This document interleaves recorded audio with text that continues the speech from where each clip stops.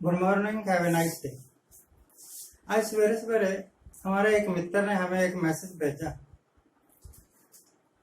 हिमाचल प्रदेश सरकार की एक नोटिफिकेशन थी जिसके मुताबिक हिमाचल में अब कर्फ्यू लगा दिया गया है 7 दिन के लिए। इधर 15 मई तक है, आगे भी एक्सटेंड होगा शायद। तो ये नोटिफिकेशन पढ़ते पढ़ते मुझे पिछले साल का मंजर याद आ गया। पिछले साल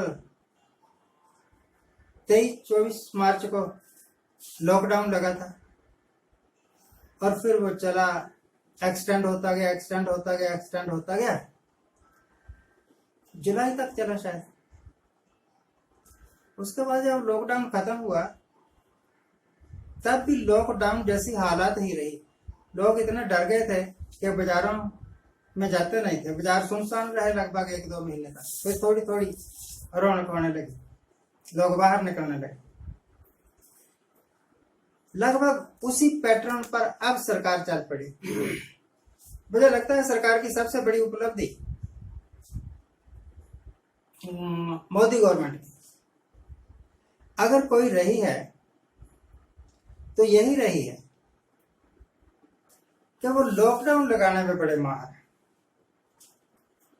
पहले तो मोदी साहब खुद अनाउंस किया करते थे लॉकडाउन, परंतु अब उन्होंने पैटर्न बदल दिया है। अब खुद बुराई नहीं लेना चाहते, क्योंकि पिछले एक बार जो लॉकडाउन लगाया था ना 2020 में, उसके रिजल्ट बहुत खराब निकले। अर्थव्यवस्था बैठ गई, कारोबार ठप हो गए, लोग बेरोजगार हो गए। बहुत सारे लोगों के तो काम धंधे परमानेंटली ही बंद हो गए। तो चारों तरफ थू थू हुई, फायदा कोई हुआ नहीं। अब मोदी साहब ने एक नई पैटर्न बनाई है कि जो स्टेट्स है ना, उनके मुख्यमंत्रियों को कहा है कि आप लगाइए। अगर आप जरूरत समझते हैं तो लगाइए। जरूरत क्या समझते हैं? बीमारी बढ़ रही है और पर्दे के पीछे से उनको इशारा यही होता है कि लॉकडाउन लगाओ।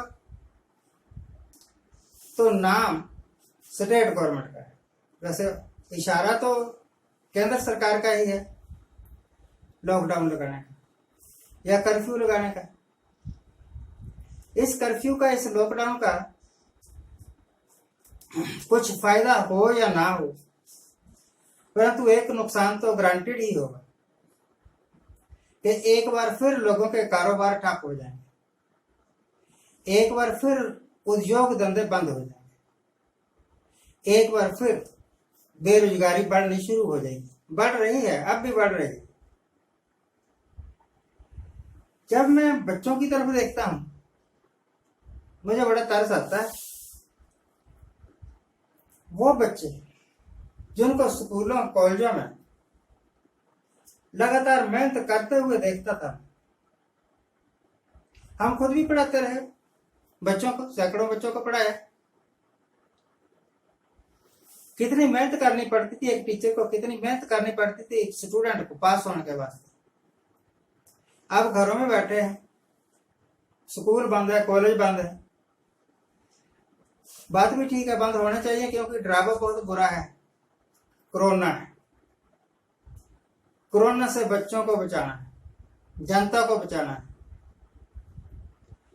तो बचाओ जनता, बचाओ जनता। मैं मशहूर कहावत है, किसी ने कहा है कि हिटलर ने कहा था कि अगर किसी कौम को बर्बाद करना हो, अगर किसी मुल्क को बर्बाद करना हो, तो उस मुल्क के बच्चों को अनपढ़ बना दो। तो मोदी सरकार बच्चों को अनपढ़ बनाने की बहुत तगड़ी साजिश कर रही है।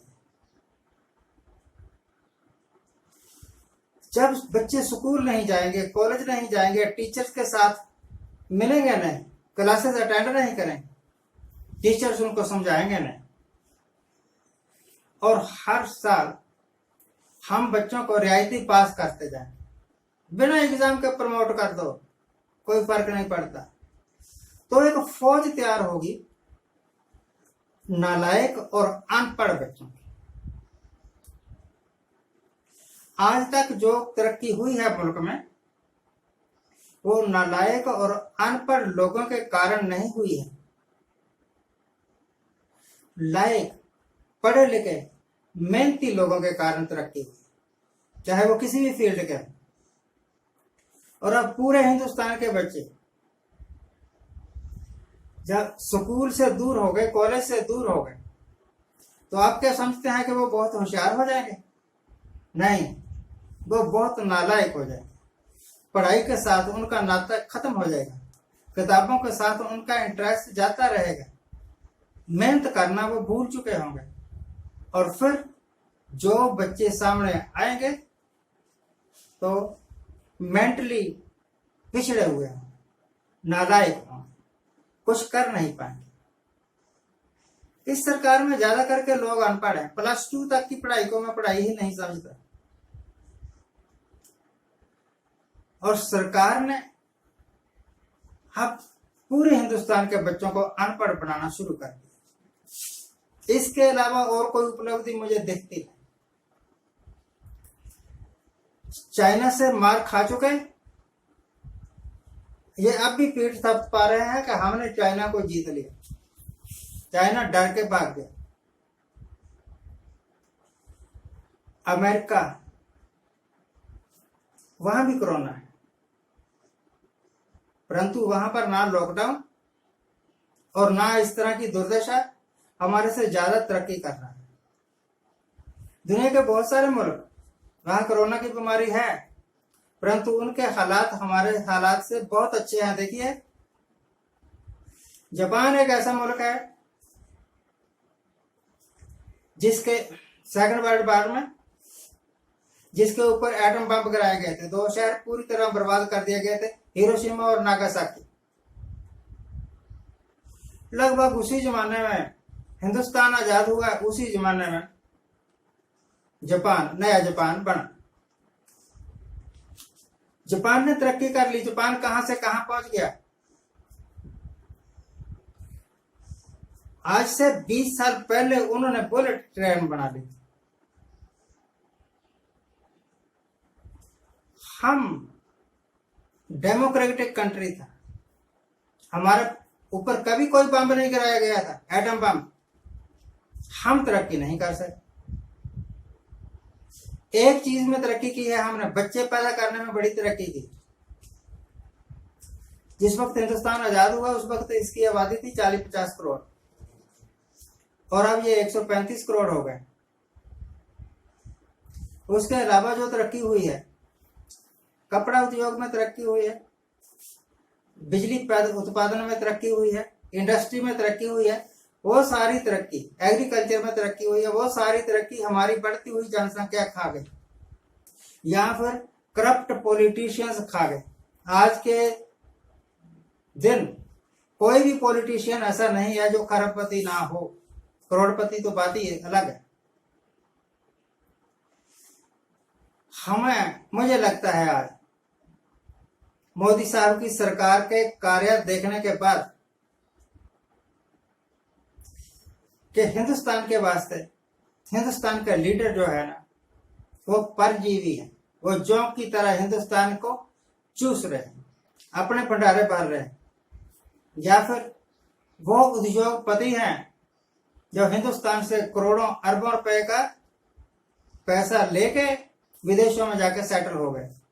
सबसे नई एग्जांपल अभी इन्होंने बताया नहीं है, परंतु सीरम इंस्टीट्यूट का जो सीईओ है राम पूना वाला, कौन सा पूना वाला है, वो अभी इंग्लैंड में जाके बैठ गया है। अब वो वहां से वापस नहीं आएगा। और आपको पता है 1700 करोड़ तो वो अभी ले गया, परिवार उसका पहला ही विदेश में बैठा हुआ है।